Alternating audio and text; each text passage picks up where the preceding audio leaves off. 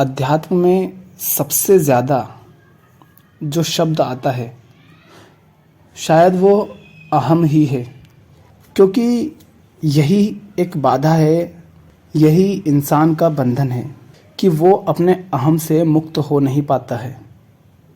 अपने अहम के कारण ही दुख पाता है, भटकता रहता है। और इसके बारे में पढ़ चाहे कितना भी लें, अगर हम इसे अपने जीवन में देख नहीं पाते हैं तो इससे मुक्त होना लगभग असंभव ही है। जैसे कि कबीर साहब कहते हैं, मोटी माया सब तजे, झीनी तजी न जाए, पीर पैगंबर ओलिया, झीनी सबको खाए। ये वही झीनी माया है जो मोटी मोटी है, जो ऊपर ऊपर है, उसको तो सब तज देते हैं, छोड़ देते हैं, उससे सब मुक्त हो जाते हैं। लेकिन इस झीनी माया से कहते हैं कि इससे तो पीर पैगंबर भी बच नहीं पाते हैं, बड़ा मुश्किल है। तो ये अहम क्या है? इसी को हम अहंकार भी कह देते हैं और इसी को कहते हैं मैं भाव में जीना। तो ये मैं भाव में जीना, अहम में जीना, इसका अर्थ क्या है? इसको हम बड़े सरल तरीके से छोटे छोटे उदाहरणों से समझेंगे ताकि वो हमें समझ भी आए और अपने जीवन में हम देख सकें कि कहाँ पर हम इस अहम के द्वारा संचालित हो रहे हैं। क्योंकि ये अहम इतनी झीनी माया है कि जो अहम से मुक्त हो जाता है उसे इस बात का अहम हो जाता है कि मैं अहम से मुक्त हूँ। ये भी अहंकार ही है, ये भी मैं भाव में जीना ही है। तो हम आज नन्नू लाल से शुरू करेंगे और महाभारत तक चलेंगे। नन्नू लाल के पिताजी बख्तर फेर रहे हैं खेत में। एक छोटे से किसान हैं और बच्चे से कहा, नन्नू लाल 12-13 साल का, कि जा बेटा चाय बना कर लाना घर पे। नन्नू लाल जाता है दौड़ा दौड़ा और थोड़ी देर बाद पिताजी के पास फ़ोन आता है कि तुम्हारे घर में आग लग गई।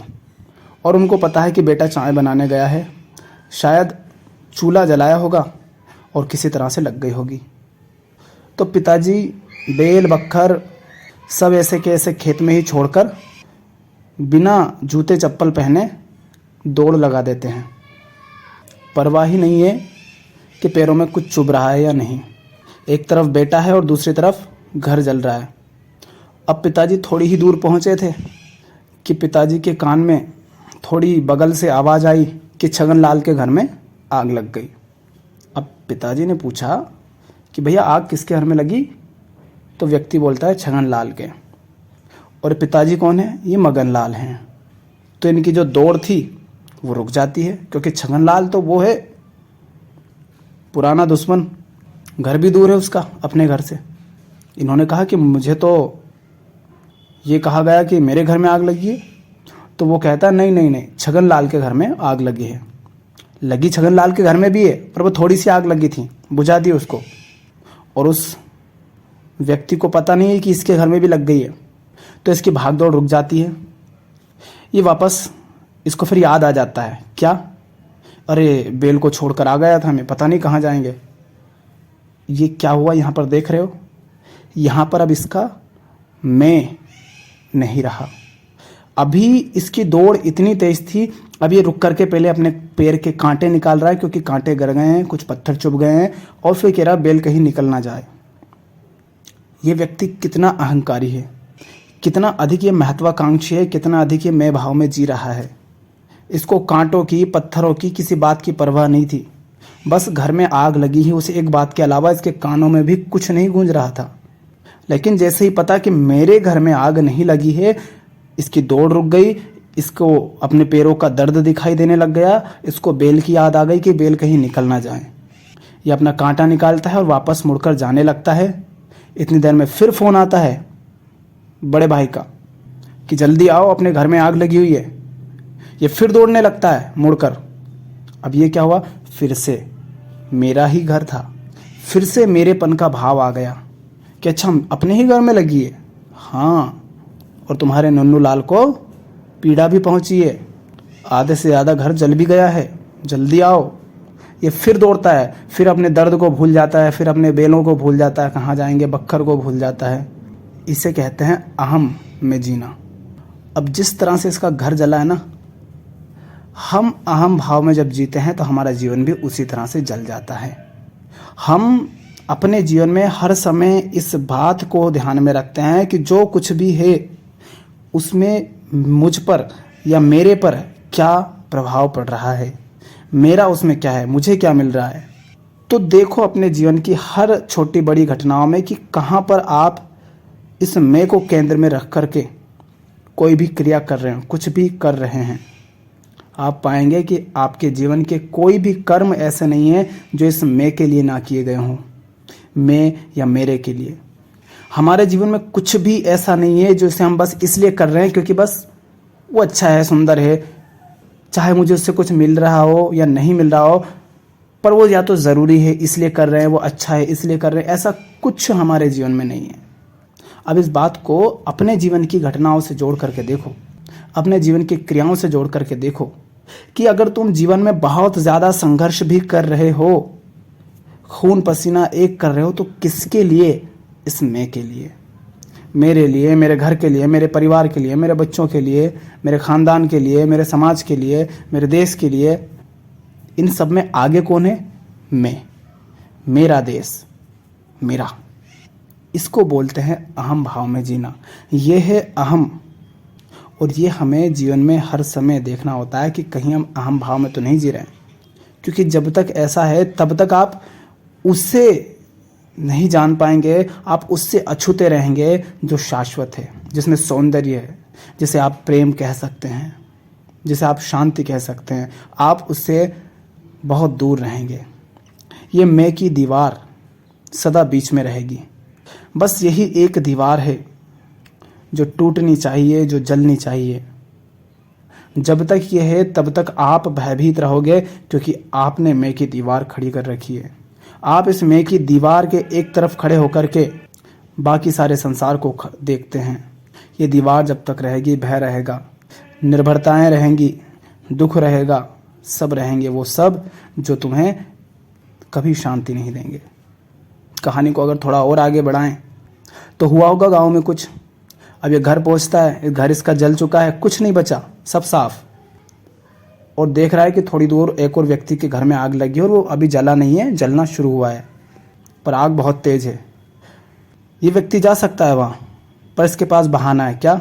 मेरा खुद का घर जल गया, मैं अपने घर में देख रहा हूँ, संभाल रहा हूँ। अगर ये व्यक्ति अहम भाव में नहीं जी रहा है तो ये कहेगा कि मेरा जल गया ना, ठीक है, उसका तो बचा सकता हूँ, मुझे पता है कि कितना नुकसान हुआ है, अब इसकी भरपाई मैं कैसे करूँगा, कितनी मेहनत से मैंने किया था, उसका तो नहीं होने दूँ कम से कम। पर ये वहाँ नहीं जाएगा। क्या हम इस तरह अपने जीवन में नहीं जीते? क्या जब अगर आप विद्यार्थी हैं और रहे होंगे, तो अगर आप फेल हो जाते हैं तो क्या उस समय आपको खुशी नहीं मिलती जब आपके साथ वाला भी फेल हो जाता है? जब आपके साथ वाले सब पास हो जाते हैं और सिर्फ आप फेल हो जाते हैं, तो क्या तब आप बहुत ज़्यादा दुखी नहीं होते? ये भी अहंकार है, मैं फेल हो गया, मैं। चलो दूसरा किस्सा। आजकल बेचारे वीगनवादी जाते हैं उन लोगों के पास जो दूध की डेयरी चला रहे हैं, जो लेदर इंडस्ट्री में काम करते हैं, जो मुर्गे चिकन वगैरह इन सब का व्यापार करते हैं, मछलियाँ काटते हैं। उनसे कहते हैं कि भैया तुम इनको क्यों मार रहे हो, इन पर क्यों हिंसा कर रहे हो, क्यों इनको दर्द दे रहे हो? तो पता है वो सब लोग क्या कहते हैं? मेरा घर कैसे चलेगा, मैं अगर ये काम बंद कर दूं तो मेरा धंधा सब चौपट हो जाएगा, मेरा क्या होगा? इसको किसकी फिक्र है? मेरे की। इसको ये बात दिख ही नहीं रही है कि ये मेरे के लिए अभी इसी क्षण में क्या कर रहा है, ये हिंसा कर रहा है। ये न जाने कितने ही जीवों की हर दिन हत्या करता है, और उसने कितने ही महीनों में, कितने ही सालों में, न जाने कितने हजारों लाखों को मारा है। किसके लिए? सिर्फ मेरेपन के लिए, सिर्फ मेरे के लिए। ये व्यक्ति क्या अहंकारी नहीं है? क्या हमें इस बात की परवाह नहीं होती है कि हम कुछ भी कर रहे हैं, उससे हो सकता है दूसरे का नुकसान हो सकता है हिंसा हो रही हो, कुछ ऐसा नुकसान हो रहा हो जिसमें हिंसा शामिल है, शोषण शामिल है, पर हम बस ये बहाना बना लेते हैं, मेरा क्या होगा, मेरा क्या होगा, ये बहाना दे दे करके क्या हम किसी की जान ले लें? क्या ये उचित है? ये तो उचित नहीं है, लेकिन हम अपने जीवन में यही करते हैं। अक्सर सरकारी दफ्तरों में होता है कि अगर मैं घूस ना लूं तो मेरे परिवार का क्या होगा, मेरे घर का क्या होगा। अर्थात तुम अपने घर को चलाने के लिए दूसरे के घर को बर्बाद कर दोगे, दूसरों को लूट लोगे। अब ये व्यक्ति घर जाकर अगर कहे कि मैं मेरे बच्चों से प्रेम करता हूँ, बेटा मैं तुझसे प्रेम करता हूँ, देख तेरे लिए कितनी मेहनत करता हूँ, क्या ये व्यक्ति प्रेम जानता भी है? इसकी ज़िंदगी में क्या रत्ती भर भी प्रेम है? अगर प्रेम होता, इसने प्रेम जाना होता, तो क्या ये किसी का शोषण कर पाता? क्या ये हिंसा कर पाता? नहीं कर पाता। लेकिन ये अहंकारी है, ये अहम भाव में जी रहा है, ये मैं भाव में जी रहा है, और इसमें ना ये खुद का भला कर रहा है, ना बच्चों का भला कर रहा है, ना दूसरों का भला कर रहा है। कोई व्यक्ति जिम जाता हो, बॉडी शॉडी बनाता हो, उससे कहो भाई दूध मत पी, अंडे मत खा, मांस मत खा, और इन सब चीज़ों से तू जो प्राप्त करता है वही सारी चीज़ें इनसे ज़्यादा मात्रा में अन्य चीज़ों से पाई जा सकती है। उसके लिए बहुत सारे संसाधन हमारे पास उपलब्ध हैं, आप उनका उपयोग कर सकते हैं, और इनसे ज़्यादा सस्ते हैं वो। लेकिन वो इस बात को समझते ही नहीं। मैं अगर नहीं खाऊंगा तो मेरी बॉडी कैसे बनेगी, मेरा शरीर कैसे बनेगा? क्या ये व्यक्ति अहंकारी नहीं है? क्या ये व्यक्ति मैं भाव में नहीं जी रहा? ये देख ही नहीं रहा है कि जिन वस्तुओं का ये उपयोग कर रहा है वो वस्तुएं आ कहाँ से रही हैं, उनके पीछे कितनी अधिक हिंसा छुपी हुई है। और हिंसा भी ऐसी नहीं कि भाई वो तुम्हारे नियंत्रण में नहीं है। बहुत सारी ऐसी बातें हैं, बहुत सारी ऐसी चीज़ें हैं जहाँ पर आप कुछ नहीं कर सकते। आप अगर चल रहे हैं तो आपके पैरों के तले छोटे मोटे कीड़े दब ही जाएंगे, और आपने जानबूझकर उनको नहीं मारा। पर यहाँ तो सीधे सीधे दिख रहा है कि तुम हिंसा कर रहे हो, और इंसान होने के नाते तुम्हारे पास ये समझ होनी चाहिए कि तुम सीधे सीधे हिंसा ना करो, जानबूझकर हिंसा ना करो, और तुम्हारे पास अगर विकल्प हैं उन चीज़ों के जो कि हिंसा से आ रही हैं, तो उन विकल्पों का उपयोग करो। पर हम ऐसा नहीं करते। क्यों? मेरी बॉडी नहीं बनेगी ना। क्या हम इस मेरेपन के लिए कि मुझे लाभ नहीं होगा, कहीं मेरा ना नुकसान हो जाए, अगर आप ऐसे जीते हैं, जो कि हर व्यक्ति लगभग जीता ही है, अगर इस तरह से आप जी रहे हैं तो आप अहंकारी हैं, आप मैं भाव में जी रहे हैं, और आपने कुछ नहीं जाना है अभी तक। चलो अब महाभारत पर आते हैं। तो एक तरफ अर्जुन है, कृष्ण है, और एक तरफ है दुर्योधन और उसके साथ बाकी सारे लोग। तो दुर्योधन के साथ ऐसे बहुत लोग थे। किसी ने प्रतिज्ञा ले रखी थी, किसी ने कोई वचन दे दिया था, कोई अपनी पुरानी प्रथा का पालन करता आ रहा था। ऐसा था जो दुर्योधन की तरफ खड़े थे उनमें बहुत का, इसीलिए वो दुर्योधन का साथ दे रहे थे। ठीक, लेकिन उसके तरफ बहुत सारे ऐसे भी थे जिनको हम कहते हैं वो गुरु हैं, ज्ञानी हैं। लेकिन शुरू में ही हमने क्या कहा?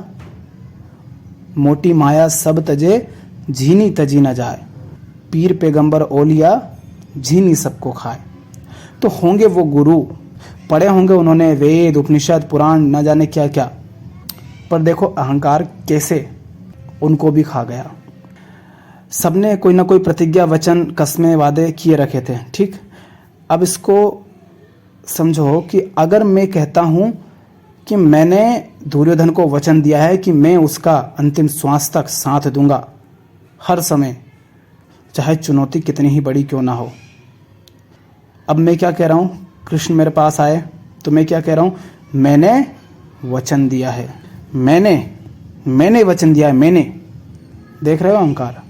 तो जिन्होंने भी अपनी प्रतिज्ञा, अपने वचनों, कस्मों, वादों, प्रथाओं के चलते अधर्म का साथ दिया, क्या वो अहंकारी नहीं थे? क्या तुम्हें लगता है फिर कि इन्होंने कुछ भी पढ़ा है, धर्म ग्रंथों को जाना है तो इन्होंने सचमुच जाना है?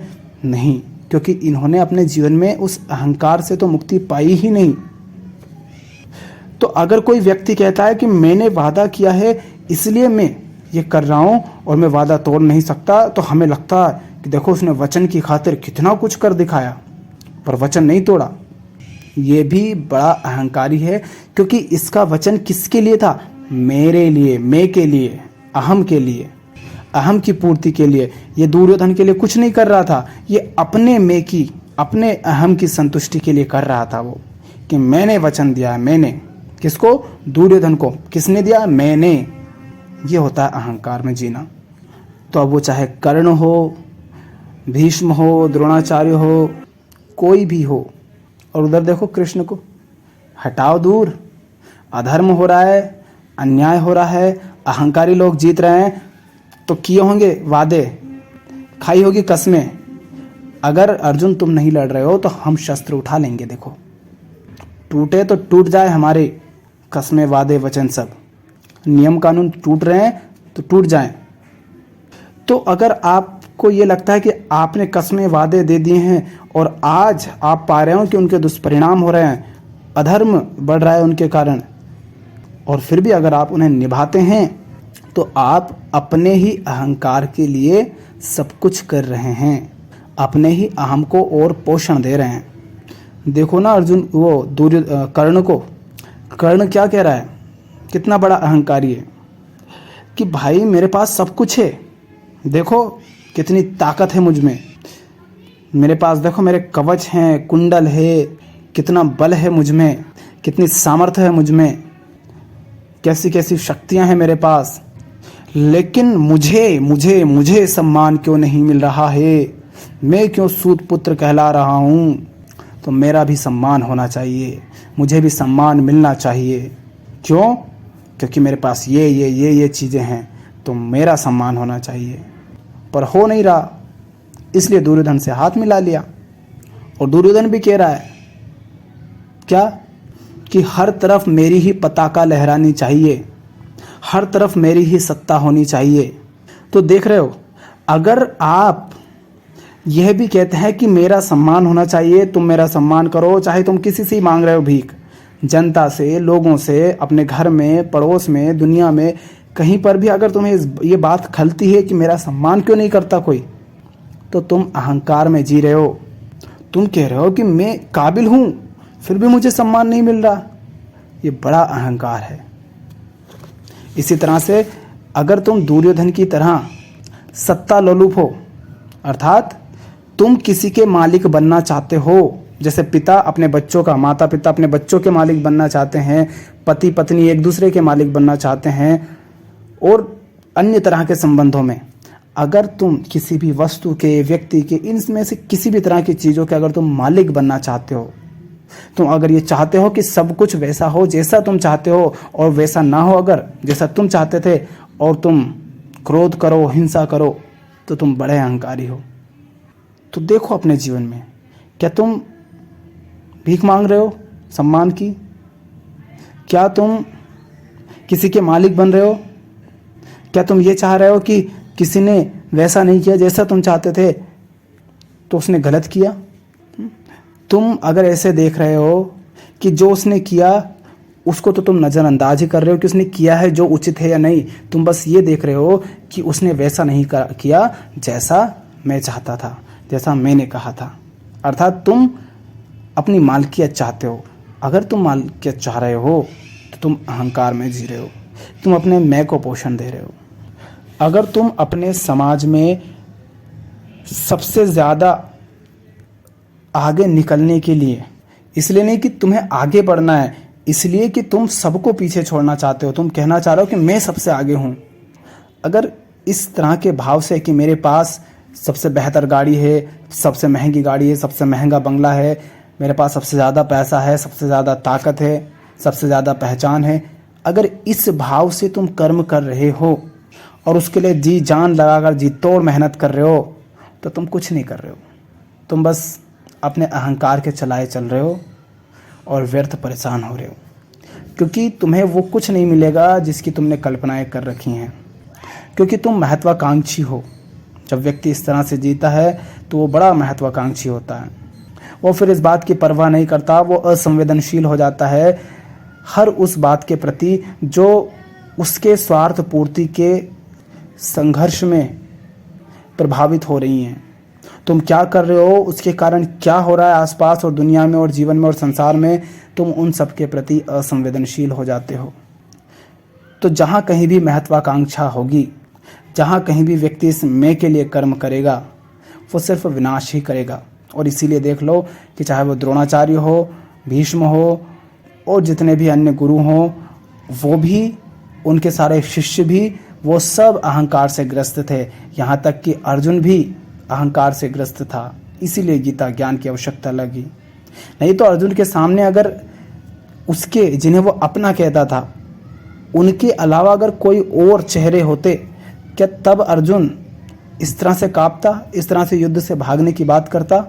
नहीं करता। पर चूंकि उसने भी उन्हीं से शास्त्रों का ज्ञान लिया, उन्हीं से धर्म अधर्म जाना था, जो खुद धर्म और अधर्म क्या है नहीं जानते, जो खुद नहीं समझते कि अहंकार क्या है, बस अपनी झूठी मान्यताओं को, प्रथाओं को, वचनों को, वादों को, कसमों को निभाने में ही लगे हुए हैं सब।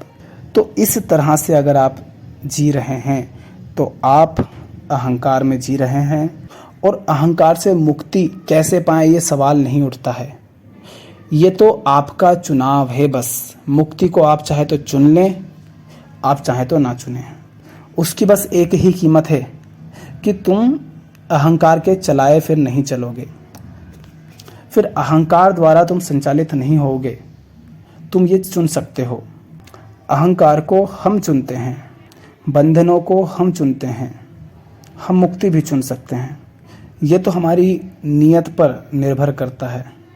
वरना अर्जुन के पास भी अवसर था कि वो अक्षौहिणी सेना और कृष्ण में से सेना को चुन सकता था, लेकिन उसने कृष्ण को चुना, सत्य को चुना, धर्म को चुना, प्रेम को चुना। और उसके लिए कीमत थी कि तुम्हें 11 अक्षौहिणी सेना को छोड़ना पड़ेगा, तो छोड़ दिया। माने अहंकार को छोड़ना पड़ेगा। तुम आए थे मेरे पास ताकत के लिए, शक्ति के लिए, अब देख लो तुम्हें कृष्ण चाहिए या उनकी सेना। सेना वही ताकत का, शक्ति का, बल का प्रतीक है, और कृष्ण प्रेम का, सत्य का, धर्म का प्रतीक है। तो ऐसा नहीं कि अर्जुन हार गए, समस्याएं आई और बड़ी भयानक भयानक आई कि अर्जुन कांपने लगे, रोने लगे, लेकिन चुनाव सही था, इसलिए जीतते गए। अर्जुन ने नहीं कहा कि मैं क्या चाहता था, नहीं तो मैं की तो यही चाहत थी कि वो ताकत को चुने, सेना को चुने जो प्रत्यक्ष दिखाई दे रही थी। तो सब आपके चुनाव पर निर्भर करता है, जानने के बाद कि आप चुनते हैं या नहीं चुनते हैं। नहीं तो जानने के बाद भी हम अहम के चलाए चल सकते हैं।